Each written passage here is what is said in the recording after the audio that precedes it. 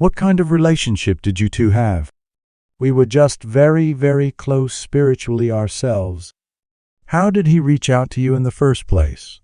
He came and found me in a crazy way, Chaka Khan recalls. In your hometown? No. In San Francisco, actually. From the outside, it looked like a casual story between two legends. But the way Chaka tells it, the connection between her and Prince was never just professional. It was spiritual, something that went far beyond music charts and sold-out arenas. Years later, after Prince turned his back on the church, the people who had known him best began to notice things they could not explain away as eccentricity. These weren't random rumors. They were patterns. His closest friends say that his personality shifted almost overnight. The man who once glowed with mischief and fearless confidence became withdrawn, suspicious, and physically fragile. He locked himself away for long stretches of time. Whispers followed him about sudden collapses, panicked calls, and quiet emergencies that never made the tabloids. According to Chaka Khan, Prince didn't simply walk away from religion. He stepped into a spiritual no-man's land, a place where guilt, fear, and pain circled him relentlessly with no clear path back to peace. Relationships fell apart. His body began to fail. Even though he had avoided modern medicine for years, he grew dangerously dependent on prescription painkillers. People who loved him started asking a question that no one wanted recorded on camera. Was Prince being punished? Or was he slowly destroying himself after cutting loose from the only spiritual anchor he had ever known? Chaka Khan would later suggest that what Prince endured in those years was not freedom at all. It was torment so deep she believed it was worse than death. This file traces the dark chain of events that followed Prince's break with the church, and why some people believe the price he paid was never meant to be survivable. Chapter 1: Prince, the Church, and the Conflict 1960s-1980s. Prince Rogers Nelson was born into sound and into contradiction. In Minneapolis, his childhood world was built from two clashing elements, music and faith. Church was close, both as a physical space and as a language. He heard gospel harmonies, sermons about judgment and mercy, and strict moral boundaries long before he understood the meanings behind them. But inside his own home, stability was fragile. His parents' relationship was turbulent. Arguments, separations, and emotional distance taught him that devotion and chaos could occupy the same room. That tension never really left him. It turned into fuel. From a young age, Prince seemed to have a restless inner life. He was disciplined, intensely private, and painfully sensitive to being judged. Music gave him the one thing reality did not control. He could build entire worlds from soundband rules and rewrite stories in real time. Faith, especially organized faith, did the opposite. It offered rules that felt immovable. Even as a teenager, Prince was being pulled in three directions at once: belief, desire, and freedom. He wanted God. He wanted sex. He wanted to create without needing anyone's permission. Trying to reconcile those forces didn't just influence his life. It became the blueprint for it. When he broke into the mainstream in the late 1970s and then detonated across the world in the 1980s, that private struggle turned into a public spectacle. Albums like Dirty Mind 1999 and Purple Rain didn't just hint at sexuality. They scented it. Prince sang openly about lust, pleasure, and temptation with a bluntness that made conservative America flinch. On stage, he blurred gender lines, shredded modesty, and refused to apologize. For countless fans, especially young black listeners, it felt like liberation. A black man owning his body, his desire, and his weirdness without begging for approval. But for others, particularly inside conservative churches, it felt like an assault. By the mid-1980s, Prince wasn't just a pop star. He had turned into a symbol, and symbols invite judgment. Pastors preached entire sermons with his lyrics as Exhibit A. Religious commentators used his videos as proof that black music had lost its way. Talk radio callers and newspaper columnists described him as a corrupter, a dangerous influence dragging young people away from God. The phrase moral decay started following his name around. What made it uniquely painful was that Prince never saw himself as an enemy of God. According to people who knew him, including Chaka Khan, he believed deeply in a higher power. He prayed. He searched. He wrestled. The problem was not disbelief. The problem was guilt. Chaka has said that, even in those early years, Prince carried a quiet sense of moral conflict. He loved the church's language of grace, but he could not silence his desires. And the louder the condemnation became, the deeper that conflict cut into him. His music from this era is full of that tension. Explicit sexuality sits side by side with religious imagery, angels' judgment, heaven's sin, salvation. Songs swing between warning and invitation, ecstasy and fear. He wasn't mocking faith. He was circling it, arguing with it, demanding that it respond. To some listeners that sounded like blasphemy. To others it sounded like confession. But institutions aren't built for confession. They're built to enforce lines. As Prince's fame expanded, so did the scrutiny. His videos were investigated for indecency. Parents' groups campaigned against him. He was lumped together with other artists supposedly corrupting the youth. Soon the criticism shifted from his work to his character. Writers and preachers accused him of enjoying sin without consequence, of reveling in temptation he would never pay for. That accusation mattered because Prince heard it. Those close to him describe a man who absorbed judgment like a sponge. He didn't shrug it off as ignorance. He internalized it. Chaka Khan later said Prince was always aware of how he was viewed by the church. He wasn't rebelling against God, he was terrified of disappointing him. That fear hardened into a chronic underground guilt, quiet, constant, unresolved. By the late 1980s, Prince was at the absolute height of his creative power, but the conflict inside him was intensifying. Success didn't quiet the accusations. It amplified them.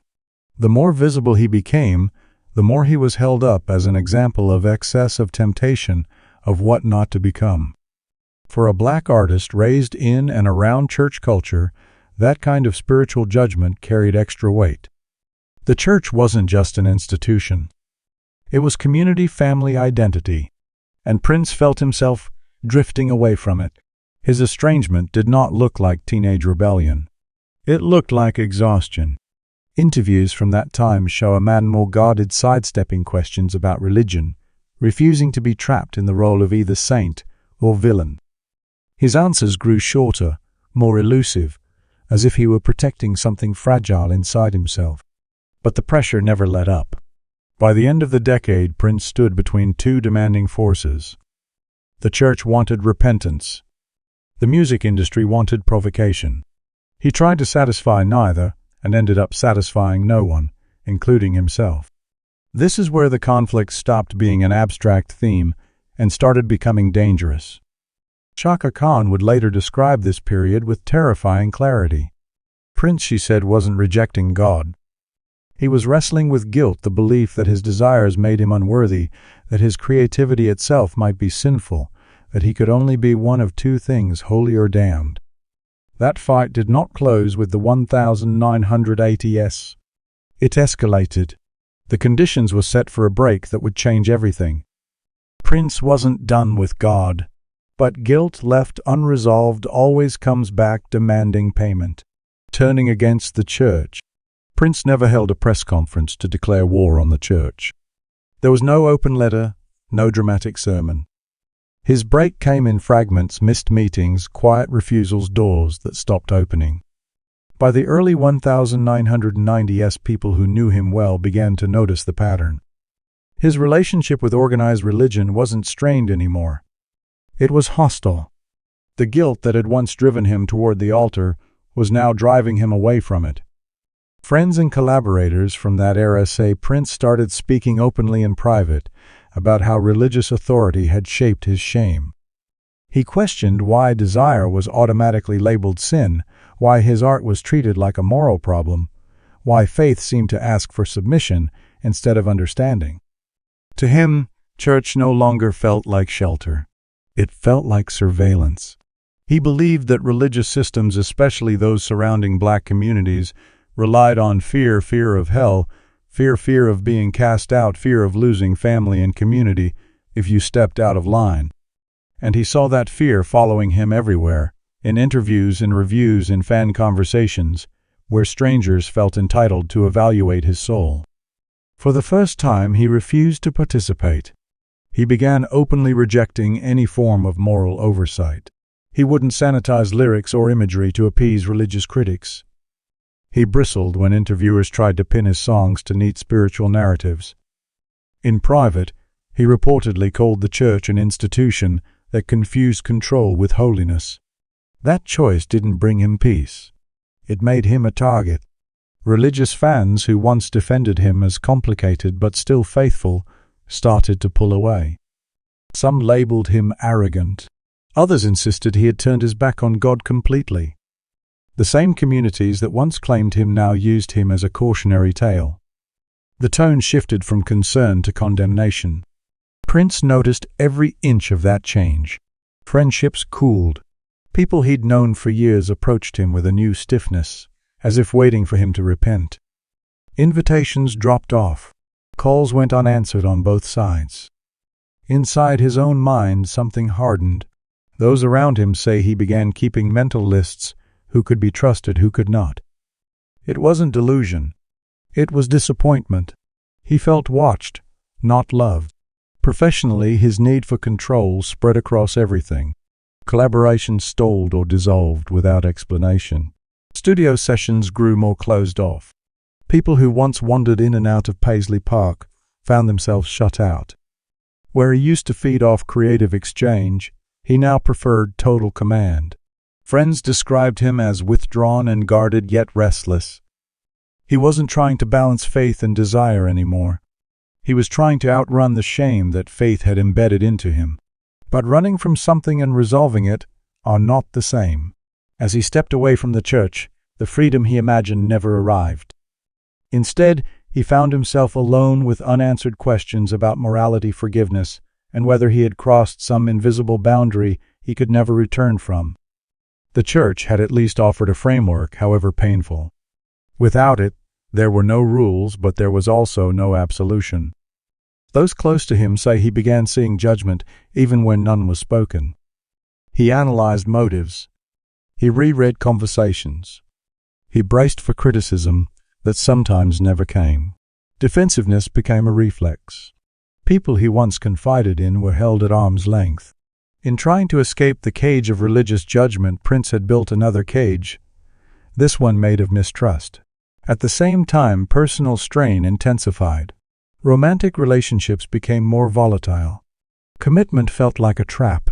Vulnerability felt like a risk he could not afford. According to those who watched him up close, he longed for unconditional acceptance, but had been trained to expect the opposite. By the mid-1990s industry, insiders began whispering about a change that went beyond fashion or sound. Something in Prince's energy was different. He was still brilliant, but more rigid, less playful, slower to laugh. In those conversations, the word curse started appearing not as superstition but as shorthand. People didn't mean literal demons. They meant consequences. They saw a man who had severed a painful spiritual bond without finding anything to replace it. Chaka Khan would later frame it, simply this was the moment Prince stopped fighting the church and started fighting himself. He shut down religious questions in interviews. Faith became a subject he would not touch. When pressed, he deflected. The topic wasn't healed. It was sealed. Underneath, the tension between refusal and regret simmered on. Prince had broken free from external religious control, but he had lost the only structure that once gave his guilt somewhere to go. With nothing left to absorb it, that guilt turned inward. What followed: failed relationships, mounting pain, dependence on pills, and a death that shocked the world didn't feel like a lightning strike. It felt like a slow, relentless collection of unpaid spiritual debts. The curse begins: scandals and private collapse, late 1990, 2007. By the late 1990s, the shift around Prince was no longer just spiritual. It could be felt in the room before he even spoke. People who worked with him during this period said the atmosphere changed. There was less laughter, more rules. Longer silences. The man who once thrived on intimacy jokes and spontaneous jam sessions started moving through his own home like someone guarding a sensitive perimeter. The first cracks showed up in his private life. His marriage began to strain under pressures that never fully showed up in public. Friends recalled arguments about boundaries, control, and trust, arguments that ended without resolution and left the air heavy. When the relationship finally collapsed, it did so quietly. There were no screaming tabloid headlines, no messy public divorce spectacle. But those close to Prince said the fallout was devastating. He pulled back even further, as if every failed bond proved his fear that being fully known meant being judged or abandoned. Around the same time, whispers started about secret relationships. These weren't splashy affairs designed for gossip sites. They were whispered in studio corners and back offices, brief connections, intense attachments, then abrupt disappearances. People who watched this pattern unfold described a man searching for comfort while afraid of exposure. He wanted closeness without scrutiny, love without having to hand over his vulnerabilities. That combination simply doesn't exist. As relationships fell apart, his need for control deepened.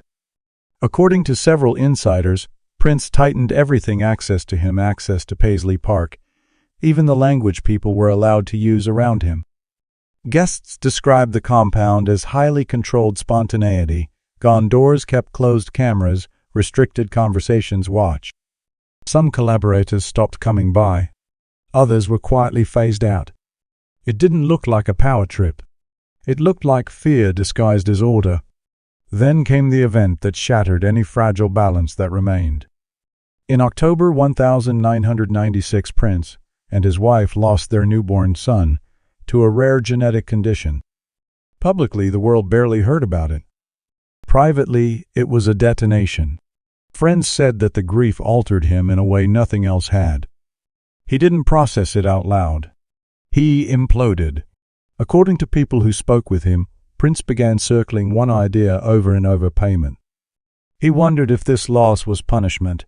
If his earlier choices, his explicit music, his resistance to religious authority, his break from the church, were now being repaid in the cruelest way possible. He searched for meaning in the tragedy and found answers that only deepened his guilt. This is where, according to some of his closest confidants, the word curse quietly surfaced. Not as superstition, but as metaphor. They didn't mean literal hexes. They meant a life that suddenly looked like a chain of consequences stretching backward: unresolved shame, spiritual estrangement, and now an unthinkable loss. Those who heard him talk about it said he didn't describe demons. He described judgment. From God. From himself. In his mind, the death of his son became evidence that he had crossed some invisible boundary. Something he had done or refused to repent for now seemed to demand a price. From that point on, his behavior shifted again. Prince grew stricter with himself, but it didn't bring peace. He swung between periods of rigid self-control and moments of emotional collapse. Some days he seemed calm, almost peaceful. Other days he was brittle and unreachable, as if a single question might shatter him. Professionally, he kept working prolifically, but those who were in the studio with him said the music felt heavier. Lyrics circled judgment, redemption, loneliness. Studio sessions stretched late into the night, repeated endlessly, as if silence was more dangerous to him than exhaustion. Behind closed doors, another enemy was growing: pain. Prince started complaining about chronic physical pain: his hips, his legs, his lower body. At first he dismissed it, publicly consistent with his long-standing distrust of modern medicine. Privately, his inner circle saw the truth. The pain wasn't occasional. It was constant. According to those around him, the contradiction became brutal. He did not believe in submitting his body to major surgery. He didn't want long-term medical oversight, but he could no longer function physically or artistically without relief. That was the opening through which prescription pain medication entered his life. Not with a dramatic overdose or wild party, but quietly in doses justified as temporary managed necessary. At first, medication was a tool, something to get him through a rehearsal, a performance, a sleepless night. But chronic pain never stopped asking for more. As the 2000s began, people close to Prince noticed the shift's sharp fluctuations in energy, long stretches of hyperfocus followed by days of withdrawal. Mood swings that looked less like ego and more like someone living at the intersection of physical torment and spiritual panic. All the while, scandals stayed out of the headlines. That secrecy was intentional. Prince's team worked overtime to contain stories, redirect narratives, and maintain a myth of total self-control.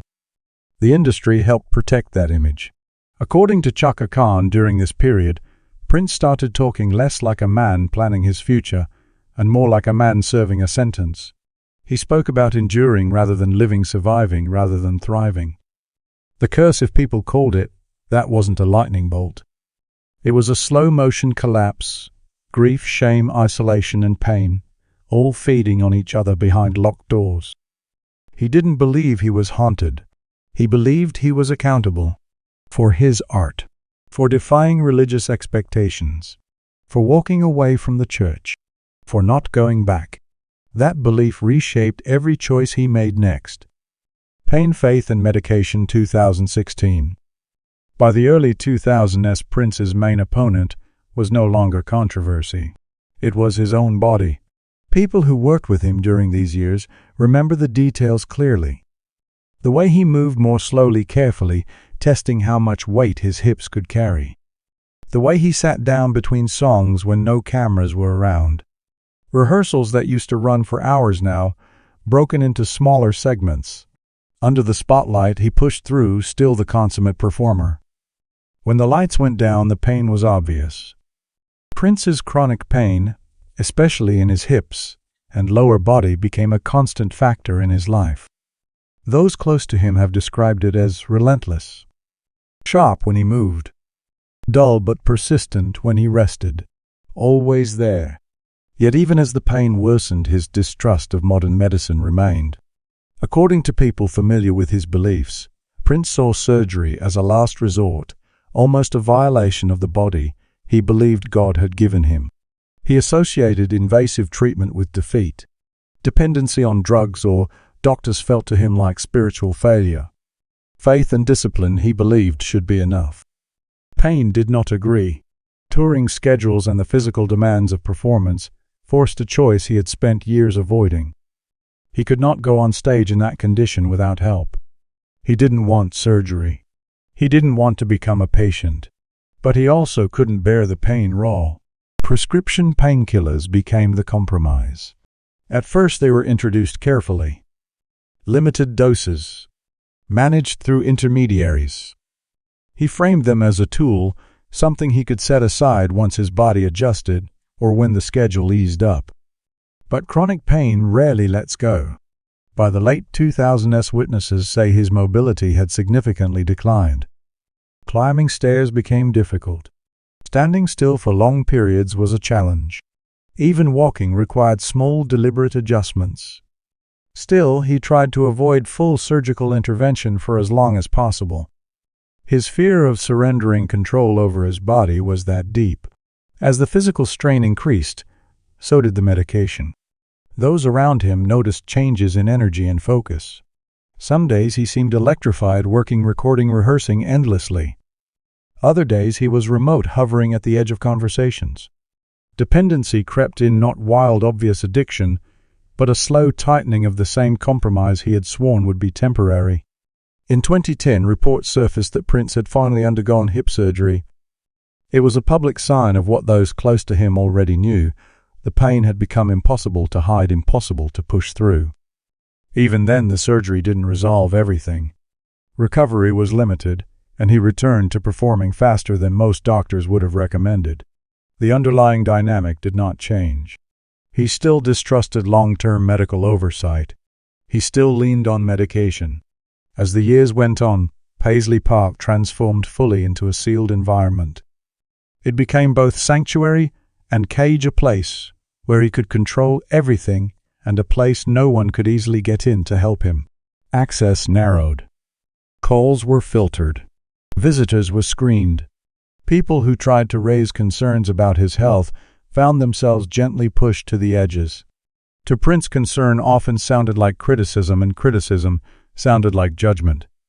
Faith sat at the center of this trap. According to Chaka Khan and others, Prince interpreted his relationship with medication, not just medically, but spiritually. He wondered if relying on pills meant he lacked faith. If pain was a test, he was failing. If easing it meant stepping out of line with what God wanted from him. He didn't see his painkiller use as addiction. He saw it as endurance, a necessary burden he carried to keep playing, to keep creating, to keep living up to the work he believed he was born to do. In April 2016, that fragile balance cracked in public. After a performance in Atlanta, his private plane made an emergency landing in Illinois. Prince was found unresponsive and rushed to a hospital, treated for what officials later described as an incident related to opioids. He was released within hours. Doctors reportedly urged follow-up care, monitoring, structured treatment. But within days he returned to Paisley Park. The fortress closed around him again. The pattern resumed. On April 21, 2016, staff found Prince unresponsive in an elevator inside Paisley Park. Emergency responders tried to revive him, but it was too late. He was pronounced dead at 10:07 a.m. The autopsy and toxicology reports later revealed extremely high levels of fentanyl, a synthetic opioid many times stronger than morphine, along with other substances. The dose was not minor. It was catastrophic. The world reacted with shock. This was Prince, the disciplined genius, the man who preached control and precision, the artist who seemed to live above common self-destruction. For those who had watched him struggle, the reports did not feel like a contradiction. They felt like confirmation of what they had feared for years. Prince had been trapped between belief and biology, between a body in constant pain and a spiritual code that made surrender feel like sin. Chaka Khan would later say Prince believed he was paying a price, not in flames or thunder, but in daily suffering. He didn't view himself as reckless. He viewed himself as carrying a cross he couldn't put down. The medication did not cause the tragedy by itself. It exposed the deeper tragedy underneath a man who believed pain was deserved, help was weakness, and relief might be proof of spiritual failure. The so-called curse, if it existed at all, was not supernatural. It was the belief that he had to carry everything alone. Worse than death, isolation, and the final years. By 2014, Prince's world had narrowed to a point that made people around him uneasy. Paisley Park, once buzzing with musicians, dancers, and late-night sessions, had grown quieter. Access was tighter than ever. Even longtime collaborators found it almost impossible to reach him directly. Every interaction had to pass through layers assistant security schedules. Those who did make it inside described a silence that felt deliberate. Prince moved through the building, softly, almost like he was conserving both physical and emotional energy. Conversations were short. Meetings ended quickly. He rarely lingered just to talk. His pain was visible in the way he walked, the way he sat, the way he adjusted his body between songs. So was his isolation. By 2015, his social circle had shrunk to a small handful of people he fully trusted. Even they were kept at a distance emotionally. He attended fewer events, avoided crowded gatherings, and when he did appear in public, it was controlled and brief. Smile, wave, vanish. According to staff, attempts at intervention were scattered and fragile. People sensed danger but didn't know how to break through the walls he had carefully built. Prince had spent years equating concern with judgment. When someone worried about him, he heard criticism, not care. Chaka Khan later said that in those final years, Prince spoke less about music and more about endurance. He talked about making it through, not about what came next. His language wasn't melodramatic. It was resigned, like someone measuring time rather than planning a future. On April 7, 2016, he performed at the Fox Theater in Atlanta. Fans noticed that he seemed frail. His movements were slower, his pauses longer. Still, he finished the show. The next day, his plane made the emergency landing that would become the warning nobody successfully answered. He was treated. He walked out of the hospital. He went home. The pattern resumed. 2 weeks later, he was gone. In the weeks that followed, investigators dug through the reality Prince had kept hidden for so long. The fentanyl levels in his system were not a one-time mistake. They pointed to prolonged exposure to a body that had been right at the edge for a long time. To the public, it was a shocking twist in the story of a man they thought they knew. To people like Chaka Khan, it was confirmation of a spiritual condition she believed he had been living with for years. According to her, what Prince endured toward the end was not simply physical agony. It was spiritual exhaustion. He no longer believed he was truly forgiven by the church, by God, or by himself. That belief, if true, would explain everything: the isolation, the secrecy, the refusal to let people help.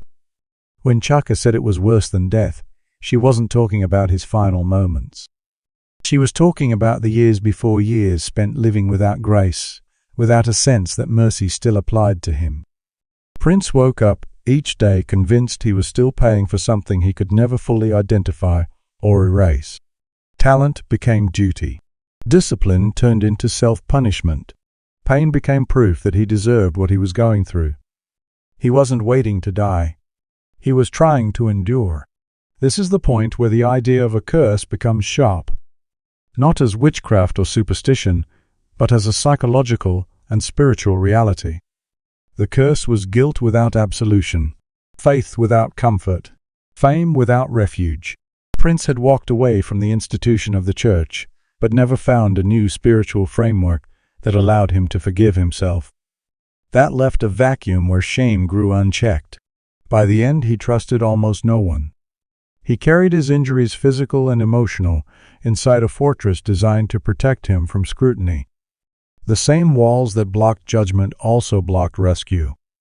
There were no public breakdowns, no viral meltdowns, no last-minute confessions. His collapse happened exactly the way he had lived those final years, quietly behind closed doors, surrounded by music, medicine, and silence. The tragedy is not simply that Prince died. The deeper tragedy is that he died believing that suffering was his role. That enduring pain was the only way to prove something to God, to the world, to himself. If there was a curse, it was this: the price of unresolved faith, the weight of guilt that never found release, the belief that you must hurt to be worthy. Prince did not lose his genius. He lost his spiritual anchor and never allowed anyone or anything to replace it. In the end, we're left with questions that no autopsy can answer. Was Prince truly haunted by some unseen curse after turning against the church? Or was the real danger something far more human, a man left spiritually alone, carrying a lifetime of guilt, with no one he trusted enough to help him lay it down? If you know someone whose life or personality mirrors this story, share their name in the